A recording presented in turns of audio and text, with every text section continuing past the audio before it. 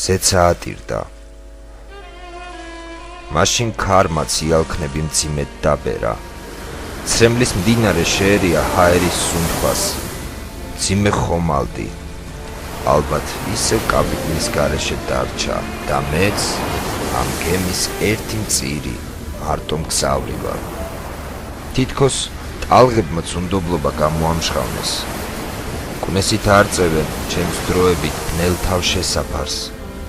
ძლიერ ტკივილს გრძნობ, დაცემული, ხონე მიხდილი, მაგრამ არ მინდა ეს უფრო უძირო ნაპრალს. მაშინ მხარობდი, როცა პირველად ნავსადგურში ჩამოდგა გემი. რა მახარებდა, რას ვითხოვდი, ან რა მინდოდა, ნეტო მცოდნოდა, რომ ფეშქაშად მერგებოდა მგზავრობა მწველი, დავიყვირებდი ბოლო ხმაზე. არ მინდა ტანჯვა. ახლა გავცქერი უსასრულოდ გაშლილ ჰორიზონტს. ქარი წივილით ჩამსისინებს და სმენას მიხშობს, სუსტი კიაფით უპატრონო ძველი შუქურა ურცხვად მანიშნებს ნაპირისკენ, თავისთან მიხმობს.